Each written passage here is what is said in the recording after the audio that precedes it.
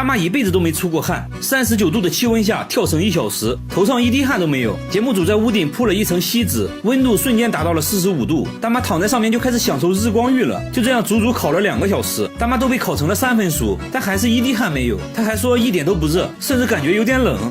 节目组又带大妈来汗蒸，汗蒸房现在65度，没一会儿，同行的大妈已经大汗淋漓，她却一点反应没有，还说温度能不能再高一点。周围人都看呆了，露出了一副没见过世面的样子。1小时后做个对比，大妈的额头还是一滴汗没有。大妈说小时候家里穷啊，一天饿3顿的，根本没关注过出汗这件事。结婚后呢，丈夫又死得早，她成了家里顶梁柱，更没时间关心自己了。现在孩子们都大了，不用自己操心了，她想要体验一下出汗的感觉。节目组带她来医院检查，医生想要确认下大妈是否真的不出汗，在她手上涂了一种遇到水就会变成紫色的液体，又撒上了一些白色粉末，接着放在烤灯下面烤了1个小时后，结果手指纹路上都变成了紫色，说明大妈还是会出汗的，只是量比较少。医生说出汗少其实对身体健康没太大影响，这些大妈也放心了，原来自己和正常人一样也还是会出汗的。然而下面这位小姐姐的情况和大妈完全相反，她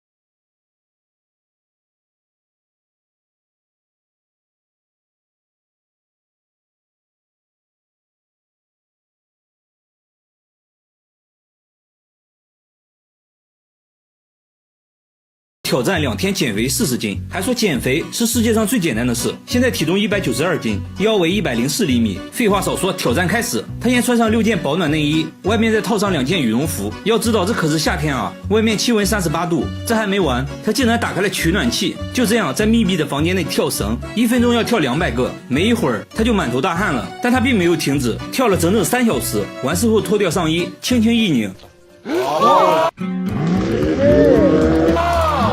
他信誓旦旦地表示已经减掉10斤了，开什么玩笑，来直接上秤。我去，184斤，3个小时内竟然减掉了8斤。他没有休息，连口水都没喝，接着来到健身房，穿着羽绒服跑步，周围人都看呆了，这该不会是个傻子吧？就这样运动加节食24小时后再次上秤，现在体重减到了177斤，24小时内一共减掉了15斤。照现在的速度来看，2天减40斤，感觉真的能实现啊！挑战还在继续。第2天一大早，他就穿上羽绒服开始跑步了，还都是跑的上山路。回家后妈妈喊他吃饭，他却在冰箱拿了2块冰块含在嘴里，继续疯狂跳绳。现在已经过去了32小时，就要进入最后的冲刺了。结果节目组却在街边的便利店找到了他，他竟然偷偷的吃烤肠，接着还喝了1罐可乐，还说不吃饱哪有力气减肥。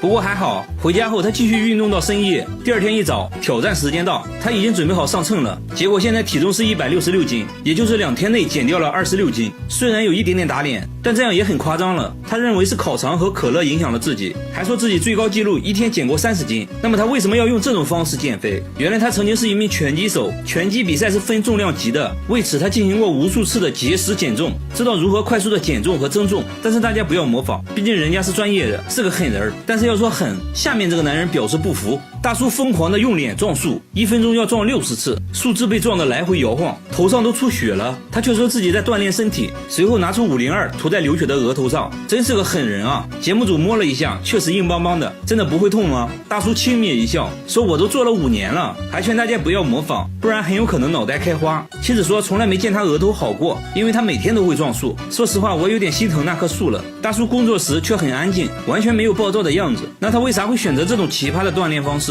原来大叔曾经也是个拳击手，因为比赛打得不好，根本赚不到什么钱，但是要养一家老小，他不得不退出拳击，最后开了个修鞋店，而且店铺所在区域治安很差，他要让别人都知道自己不好惹，这样就没人可以找自己麻烦了，所以就开始撞树了。节目组决定给大叔一个惊喜，带他来到一家拳击馆，面对久违的沙袋，大叔跃跃欲试，激动地说自己已经30年没来过拳击馆了，说着说着声音都沙哑了，熟练地缠上拳击绷带，和陪练一阵切磋，毕竟久出战场，看得出来力不从心，但是大叔还是很开心，这是自己的梦想啊。大叔受伤会用502，然而下面这个大爷也会用一个奇葩的东西，他全身贴了100张狗皮膏药，手上来1张，额头来1张，耳朵下巴也不能少，除了眼睛都贴上了狗皮膏药，然后就安心的笑了。家里还存了上百箱的膏药，但妻子却说他根本就没病，也没有关节炎，甚至比同龄人还要健康，吃骨头比狗吃的都快，下地干活也没有任何问题。由于身上贴满了膏药，太阳一晒就会变得很烫，所以他不能长时间在地里干活。村里人都不能理解大爷为啥要给自己贴膏药。每天晚上睡觉前，妻子会帮大爷贴膏药，不一会儿就用掉了100张，只有这样大爷才能安心的睡觉。长期贴膏药对他皮肤造成了严重伤害，有些部位出现了溃疡。节目组带他来医院检查，医生说由于膏药的刺激，他得了皮炎，必须马上停止贴膏药。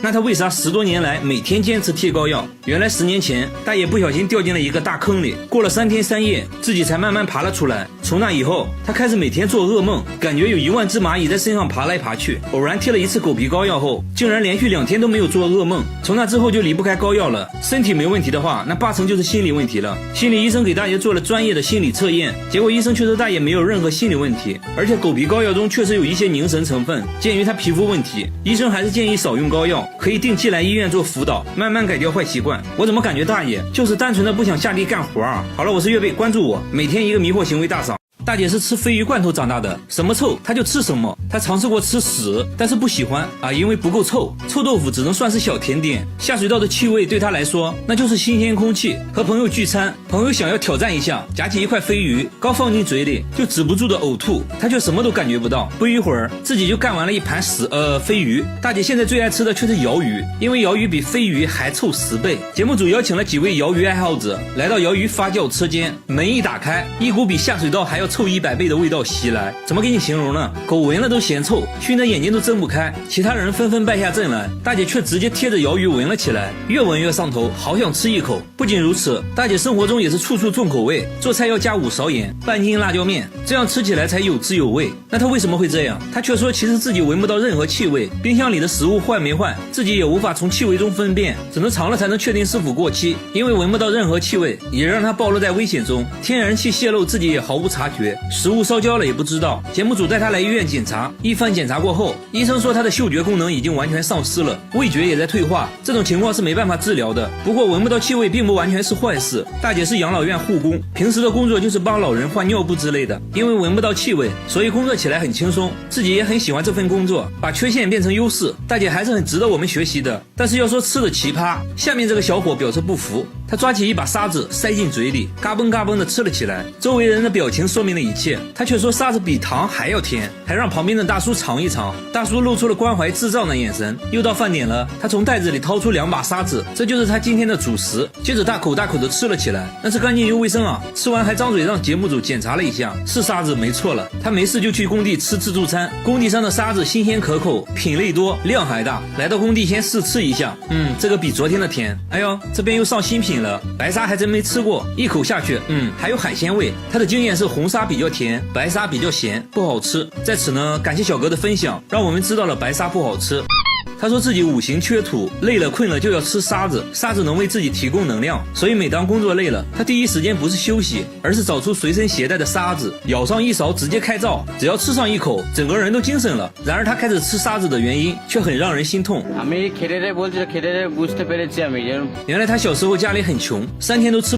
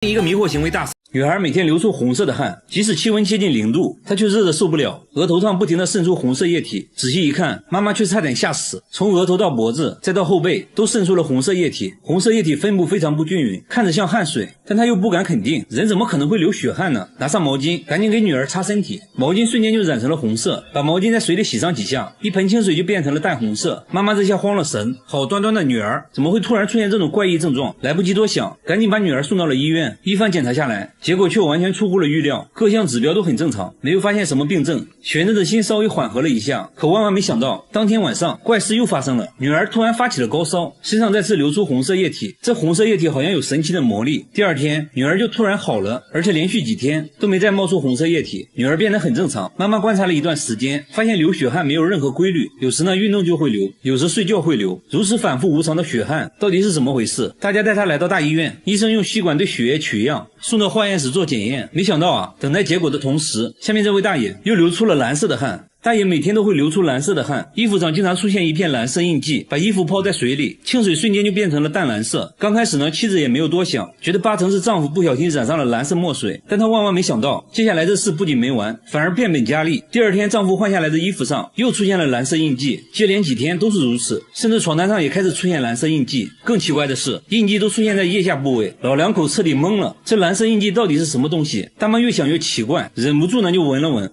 什么味儿都没有，难道是去外面晾衣服的时候被别人弄上去的？仔细想想也不合理啊，不可能每次都弄在腋下啊，难道真的是丈夫流出了蓝色的汗？大爷还说最近在吃一种降血压的药，怀疑是药物导致的蓝汗现象。随后我们陪同大爷去了同一家医院，医生表示药物中不存在使汗液变蓝的成分，接着也对大爷流出的蓝色液体做了采样化验，同时小女孩的化验结果也出来了，结果显示两个人流出来的还真是汗液。医生判断他们的汗腺出了问题，导致了一种叫嗜汗症的症状，一旦汗腺功能失调，再加上细菌入侵，汗液就会在细菌的作用下导致变色，至于颜色有红色和蓝色的区别，可能和细菌不同有关。医生表示嗜汗症对人体不会造成太大伤害，随着汗腺功能恢复正常，嗜汗症的情况也会随之消失。他把生牛肉当面膜，整张脸贴满了新鲜牛肉，血水还不停地滴下来，用完的生牛肉也不浪费，直接吃掉，边吃呢还边笑，还说敷完后皮肤光滑有弹性。更夸张的是，敷完面膜后他竟然用大骨汤洗脸，还必须用熬了12小时的牛骨汤。他说自己是干性皮肤，骨汤里有满满的胶原蛋白，对皮肤很好。最急的人是他妹妹，认为姐姐38岁的年纪看起来像18岁，容易引来非议，而且由于常年吃生肉，去医院检查后还发现身体竟发生了一个奇怪的变化，但他却并并不在意，反而变本加厉，让记者也试一试牛肉面膜，从袋里拿出新鲜牛肉就往记者脸上涂，边涂呢还边问记者敢不敢动。记者吓得直接不敢动，不一会儿记者脸上都被覆满了生肉，静静躺在沙发上感受效果。看到不停渗出来的血水，他却忍不住流口水，敷完后直接扯下一块塞进嘴里，还说口感非常滑嫩爽口。他还推荐记者尝一下。记者含着生肉迟不敢吃下去，他每天都要去买新鲜的生肉，检查是否新鲜的方法就是直接生吃。店主露出了关怀智障的眼神，他却并不在意别人的看法，确认新鲜后直接买了一大袋，回家后简单调个蘸料就可以开吃了。因为吃着也很费钱，他没事就去餐厅打工，这样还可以顺便吃点餐桌上的剩肉。老板看到后也不敢说什么，毕竟敢吃生肉也是个狠人。等发工之后，他摇身一变又成了顾客，在自己的打工店继续买生肉吃。虽然吃的是烤肉，但从来用不到烤盘。他这一天的工作收入才3万块，然而一顿就吃了8万块的生肉。这天他遇到了另一个喜欢吃生肉的人，两人来到一肉店开始了比拼。大妈拿起一片生猪肉，蘸点酱油就开灶。大妈表示吃生肉还没怕过谁，两人很快就吃完了一盘猪肉。接下来两人准备吃活鱼，简单处理一下，抱起来就啃，一口下去还会爆浆。不一会儿整条鱼只剩下了骨头，两人有一种相见恨晚的感觉，还约好以后要经常出来一起吃。但这样生吃真的健康吗？最后大家还是带他来医院检查，结果在他肠道里发现了一条长达1米的猪肉绦虫，医生及时为他进行了驱虫，还告诫他为了健康千万不要继续生吃了。这个山洞会流血，暗红色的液体瞬间就会把整个湖面染红，水面闻起来还带着一股血腥味儿。这种现象每月都会持续好几天。更神奇的是，即使在寒冬腊月，湖水竟然是温热的。当时就有人猜测洞里可能藏着某种大型的生物，是这种生物流血了。这一琢磨，马上就有年龄大的村民想起了当地一个传说，说是在很久以前当地大旱，老百姓都快渴死了，有一个叫李昂的教书先生在洞前找到了一眼神拳，用它救活了当地的老百姓。从那以后，李昂就化身成了一条龙，居住在洞里，而每当有灾难来临，就会流出血泪。在山洞旁边的神龙雕像，据说就是用来纪念李昂的。虽然在以前，村民对传说都是半信半疑，毕竟呢在这里生活了大半辈子，从没人见过真龙。可眼下看到跟血一样的湖水，说不定洞里真有一条龙存在，搞不好啊还是一条母龙。就在大伙浮想联翩的时候，现场又发生了一件更加惊人的事，洞里竟然传来了小孩的哭声，这让村民倍感不安，都认为要有灾难来临。不少人还在雕像前诚心跪拜，祈求神龙息怒。说来也奇怪，祭拜的人多了以后，血水就突然消失了，而且之后很长的一段时间里也没听说哪里发生过大灾。不过呢，还是有人不相信洞里有龙，他们还做了一个大胆的决定，进洞里一探究竟。随着船渐渐靠近洞口，水的颜色也越来越深，慢慢就变成了深红色。越往里走，心里越发毛，一路上小心翼翼，生怕惊动了怪物，但真是怕什么来什么。他们刚进入洞穴深处，就看到水面上突然闪过一个黑色影子，两人吓得落荒而逃。不久后，洞穴里再次流出血水，关于洞穴的流言又传开了，不少人言之凿凿，说这洞穴里肯定有龙。眼看这事越来越离谱，当地政府看不下去了，请来了地质专家。说来也怪，专家来了之后，他居然就不流血了，没有血水，只能先检测一下湖水。检测结果显示，湖水中的铁离子含量异常高。专家认为，虽然湖水是从这洞里流出来的，那就要去洞里找原因。于是专家一行人坐船进入洞穴。随着他们不断深入，专家发现有一块岩壁的颜色明显发红，与其他岩壁一对比，那就更显眼了。用手在这块岩壁上轻轻搓了搓，竟然把岩壁上的红色物质搓了下来，而把红色物质放入水中，清水立刻就变成了血水。专家研究了半天，说这个红色物质就是氧化铁，俗称铁锈，这就是形成血水的真正原因。原来在洞穴附近有很多铁矿，当地下水流过，就会把铁一起带走。一旦进入水中的铁锈增多，它就会出现流血水的奇观，而水中的血腥味其实呢就是铁锈的味道。大妈肚子里竟然长了一朵花，花瓣清晰可见，甚至还有花粉，每次上厕所都伴有阵阵花香。连工作50年的医生都没想到，这竟然是由于一件小事造成的。大妈说最近肚子经常伴有一股钻心的疼痛，感觉有什么东西正在肚子里生长。来医院通过胃镜一看，果然发现了异常。刚开始呢以为是未消化的生菜叶，但随着检查的深入，发现问题并不简单。一朵完整的花呈现在眼前，花瓣花蕊清晰可见。检查的过程中还脱落了一片花瓣，可以肯定这就是一朵真正的花，看着就像在胃壁上长出来的，而且胃壁上还发现了几个奇怪的白点，还真有点像花朵的根茎，但胃里怎么可能开花呢？正常来说，即使花朵偶然进入体内，很快就会被胃液消化掉。医生百思不得其解，接着询问了大妈最近的饮食习惯。大妈说为了过年回家相亲，最近呢在努力减肥，只喝了大量的水，没事的时候就去修剪鲜花。然后我们就在花篮里找到了同款花朵，大小一模一样，我们怀疑她不小心吃下了花蕾，在胃里正好开了花，但想想呢也不太可能。大妈还说自己修剪花朵的时候不断打喷嚏，这时呢医生想到了另一种可能能。医生说，如果喷嚏碰脚打落了花朵，花朵就有可能掉进水杯里，不小心就被喝了下去。正是因为喝了大量的水，胃液被稀释，不足以腐蚀花朵，花朵就得以完整保存。为了验证这一猜测，医生还做了测试，让实验对象喝了大量的水，随后吞下几朵花，接着来做胃镜检查。胃镜里果然看到了一片花瓣，继续深入检查，但始终没有看到其他的花瓣，像大妈一样保存完整的属实罕见。医生表示，一定是多种因素综合在一起，才导致了这种巧合。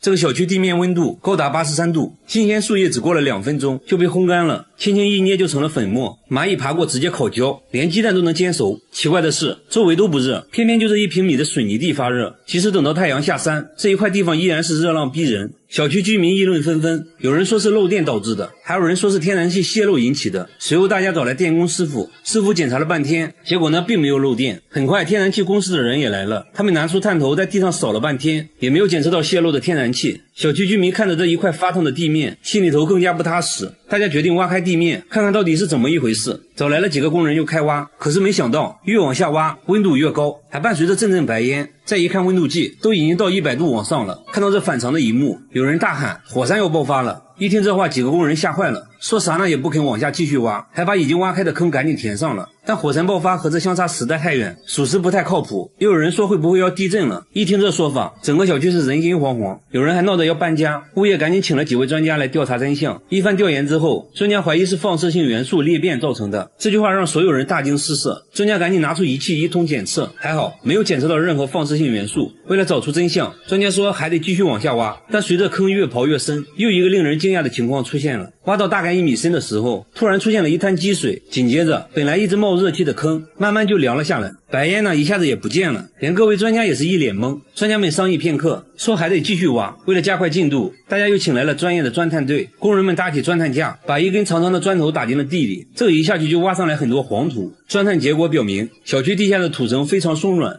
这时专家一拍脑袋，说应该是地热导致的这种现象。专家认为在小区地下几千米处有着一些很细小的地下裂缝，地球内部的热量通过缝隙顺着松软的土层跑到了地面，就造成了地面发热的现象。至于挖掘过程中发热现象突然消失，是因为泥水混在一起形成了泥浆，这些泥浆在不知不觉中就把这些缝隙给堵住了，地热也就被隔开了，所以地面自然又恢复到了正常温度。他家的房子会自己加热，室温常年64度，平底锅不开火就能煎鸡蛋，水龙头出来的也都是热水，墙纸都烧焦了，往墙上泼水会发出吱吱的声音，不小心碰到地板都能把手烫个水泡，工作人员才一会儿就汗流浃背了。不仅如此，卧室的温度竟然达到了70度，这睡一觉还不就8分熟了，而且地暖早就关了，电源早就拔了，不可能是地暖问题，那会不会是电路问题造成的？节目组检查了所有电路，结果一切正常，有可能的因素都排除了，但还是找不到问题所在。大半热的根本睡不着啊，只能不停地往地板上泼水来降温。邻居们对此议论纷纷，有人说房子下面有温泉，还有人说房子下面是地狱之火。一时间关于他家的谣言越来越多，那到底是什么原因导致的？就在节目组测量外墙温度时，意外发现电表的温度非常高，这就很反常了。打开电表的瞬间就冒出了电火花，维修人员发现电表和配电盘之间没有断路器。另外他家房子不是混凝土结构，而是钢架结构，当电表短路时，整个房子都是导体，产生的热量会通过钢架传递到整个房子，所以才会出现超高温的现象。幸亏发现的早，不然煤气罐都有可能发生爆炸。维修人员找到了粘在一起的电线，换上了新的电表，一切恢复了正常，这下可以凉爽的睡个好觉了。然而下面大叔家里发生了更离奇的事，他家的墙会拉屎，每天早上就会出现满墙的便便，有长有短，最长的有25厘米。然而这条街上只有他家墙上会出现这种现象。你要说有小动物在地上拉屎可以理解，但是墙上是怎么拉上去的？有的位置比人都高，一般的小动物是做不到的。那会不会得罪了什么人？大叔说自己为人和善，从没和别人有过纷争，这种情况是半年前开始的。他还安装了监控，但一直没有拍到可疑人员，便便都是突然出现的。节目组请来专家，决定从便便入手。专家开始收集大便，他们要从便便里提取 DNA 来确定到底是什么物种的粪便。节目组也没闲着，架起了多个摄像机，全方位监控这条街。一夜过去了，便便再次出现，查看录像可以清晰的看到便便是从天而降的，没有拍到任何生物，这就很惊悚了。这时便便的分析结果也出来了，专家说是人类的粪便，而且还是女人的。那现在好办了，只要是人为的就一定可以拍到它。节目组安装了更多的摄像机，一夜过去了，果然有收获。录像显示便便是从他家对面飞出来的，还拍到了始作俑者是一个满头白发的人。大叔看到都懵了，说这是他家对过的邻居，名声很好的，从来没想过是他们做的。节目组拜访了邻居，老人说自己妻子有老年痴呆症，不知道妻子的这种迷惑行为，表示很不好意思，说可以帮忙打扫，以后会看住妻子，不会让她乱丢便便。大叔也很无奈啊，说本来想找到人要点赔偿的，想想还是算了吧，最后表示可以理解，以后不再出现这种事就更好了。然而下面餐厅遇到了更灵异的事，这家餐厅的橡胶手套每天晚上都会被撕得粉碎，形状非常不规则，看起来不像是人为的，好像有什么东西可以让它瞬间分解。店主说这种情况已经持续2周了，非常诡异，想想就起鸡皮疙瘩，以至于早上开门都不敢一个人进去，等员工到齐后才敢进入。来到后厨一看，手套又被撕成了碎片。员工分析，如果是动物的话肯定会找东西吃，不会没事撕手套的，但是房间的食物并没有少，那会不会是人？工作人员试了下，根本撕不开，即使用剪刀也做不出这种粉碎的效果。店主想到了一个方法，下班前把面粉撒在地板上，等明天看看有没有脚印就完事了。节目组也架起了摄像机全程记录。第二天一早，诡异的事情发生了，手套又被撕成了碎片，然而一个脚印也没有。查看录像后发现，手套竟然是自己慢慢分解的，完全没有任何外力的作用，自己就裂开了，这很不科学，难道真的遇见鬼了？节目组找到专家仔细观察录像后说，手套应该是被臭氧破坏的，餐厅一般会用臭氧消毒，臭氧有很强的氧化性，可以轻松氧化手套中的分子结构。至于为什么只发生在晚上，是因为白天一直通风，但是晚上臭氧就聚集在一起了，浓度高了就可以腐蚀手套。为此专家还做了个实验，密闭空间内臭氧很快就把手套分解了，至此真相大白，一切只是个化学反应而已，只要晚上也把通风打开就可以解决这个灵异事件了。好了，我是月贝，关注我，每天一个迷惑行为大赏。这个小区地面温度高达83度，新鲜树叶只过了2分钟就被烘干了，轻轻一捏就成了粉末，蚂蚁爬过直接烤焦，连鸡蛋都能煎熟。奇怪的是周围都不热，偏偏就这1平米的水泥地发热。其实等到太阳下山，这一块地方依然是热浪逼人。小区居民议论纷纷，有人说是漏电导致的，还有人说是天然气泄漏引起的。随后大家找来电工师傅检查了半天，结果呢并没有漏电。很快天然气公司的人也来了，他们拿出探头在地上扫了半天，也没有检测到泄漏的天然气。小区居民看着这一块发烫的地面，心里头更加不踏实。大家决定挖开地面，看看到底是怎么一回事。找来了几个工人就开挖，可是没想到越往下挖温度越高，还伴随着阵阵白烟。再一看温度计，都已经到100度往上了。看到这反常的一幕，有人大喊火山要爆发了。一听这话，几个工人吓坏了，说啥呢也不肯往下继续挖，还把已经挖开的坑赶紧填上了。但火山爆发和这相差实在太远，属实不太靠谱。又有人说会不会要地震了，一听这说法，整个小区是人心惶惶。有人还闹着要搬家，物业赶紧请了几位专家来调查真相。一番调研之后，专家怀疑是放射性元素裂变造成的。这句话让所有人大惊失色，专家赶紧拿出仪器一通检测，还好没有检测到任何放射性元素。为了找出真相，专家说还得继续往下挖，但随着坑越刨越深，又一个令人惊讶的情况出现了。挖到大概1米深的时候，突然出现了一滩积水，紧接着本来一直冒热气的坑慢慢就凉了下来，白烟呢一下子也不见了，连各位专家也是一脸懵。专家们商议片刻，说还得继续挖。为了加快进度，大家又请来了专业的钻探队，工人们搭起钻探架，把一根长长的砖头打进了地里，这一下去就挖上来很多黄土。钻探结果表明，小区地下的土层非常松软。这时专家一拍脑袋，说应该是地热导致的这种现象。专家认为在小区地下几千米处有着一些很细小的地下裂缝，地球内部的热量通过缝隙顺着松软的土层跑到了地面，就造成了地面发热的现象。至于挖掘过程中发热现象突然消失，是因为泥水混在一起形成了泥浆，这些泥浆在不知不觉中就把这些缝隙给堵住了，地热也就被隔开了，所以地面自然又恢复到了正常温度。这个大爷30年吃了40万颗糖，这绝对是你见过最爱吃糖的大爷。只见他夹起一片泡菜，两面都蘸上白糖，接着塞进了嘴里，荷包蛋上也要来上满满1勺白糖，就连吃炸酱面他都要加入1包白糖，搅拌搅拌就开始享用美食了。这种神仙吃法震撼周围的人一整年。他见人第一件事就是分享糖果，这是他认为最热情的方式。他嘴里随时随地都含着糖果，一天就要吃60颗糖，口袋里也装满了糖，除了睡觉基本上都在吃糖。又到饭点了，大爷打开糖罐子，把满满1勺白糖加在米饭里，做了个白糖拌饭，这个我觉得还是能接受的，我小时候就是这样吃米饭的。然而接下来的操作就比较奇葩了，他夹起一片泡菜，蘸上一点白糖，接着就送进了嘴里。这还没完，荷包蛋上也要来上满满1勺白糖，这个我就接受不了了。饭后大爷还得来一杯糖水消消食，然后1勺2勺8勺，他一共加了9勺白糖，倒上一点点水，搅拌一下，一饮而尽。就这种喝法，他每天都要喝5杯，算下来1周就要吃掉6斤白糖，还有400块糖果，这属实已经在人体承受范围之外了。这样吃糖牙齿能受得了了吗？大爷轻蔑一笑，说开什么玩笑，我没有牙，我10年前就用上假牙了，反正不是自己的牙，想怎么吃就怎么吃，嘿嘿。他是从什么时候开始吃糖的？原来30年前他的身体出现了问题，不得不戒掉了烟酒，于是找到了糖果作为替代品。好消息是他的身体慢慢恢复了健康，坏消息是他得了不吃糖就难受的病。说起来也是搞笑，大爷虽然吃了大量的糖，但得糖尿病的却是他从不吃糖的妻子。大爷每天都会锻炼1小时，他认为自己的身体很好，但是他真的健康吗？节目组带他来到医院，一番检查过后，医生说虽然你暂时没有糖尿病，但是你有高血压，还是建议赶快戒掉糖，这样才能保持健康。最后大爷表示，为了健康自己会尽量少吃糖的。老爷子这种情况算比较好的了，下面这个男人就比较严重了。这个男人从出生就喝可乐，33年滴水未进。只见他打开一瓶1.5升的汽水，不到5秒钟，瓶子就见了底。吃饭的时候，他先倒上了3碗不同颜色的汽水，这几碗汽水就是他的主食，那一点点米饭只是他的配菜而已。吃一口米饭就要喝1碗汽水，他一天要喝3瓶1.5升的汽水，已经连续喝了33年，瓶子连起来都可以绕操场30多圈。随之而来的就是不断上升的体重。不仅如此，他的牙齿也被汽水腐蚀坏了，还得了关节炎，为此他不得不每天吃药，一把药物塞进嘴里。接着就奇葩了，他竟然用汽水送服，他为什么不喝水呢？他却说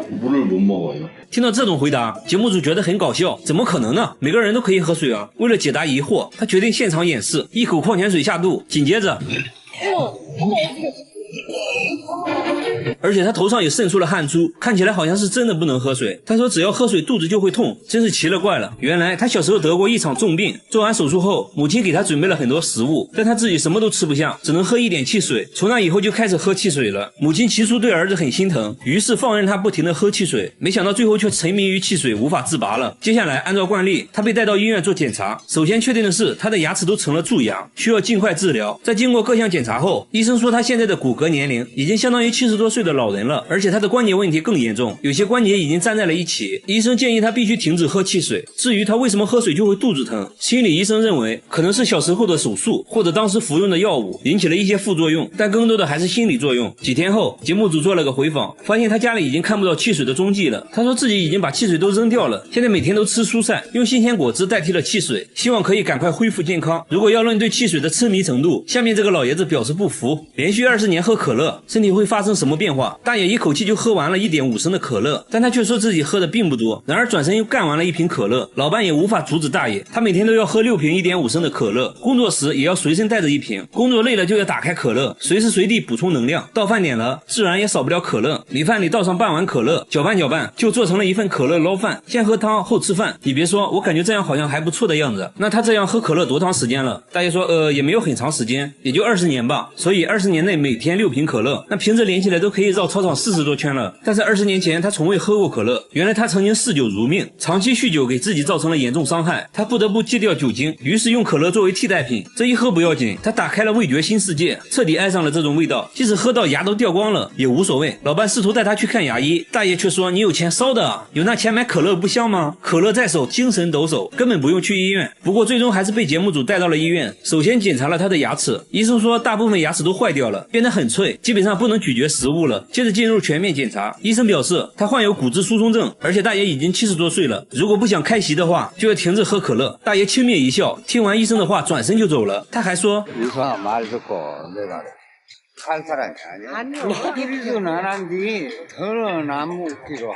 看得出来大爷对可乐是真爱啊。好了，我是岳贝，关注我，每天一个迷惑行为大赏。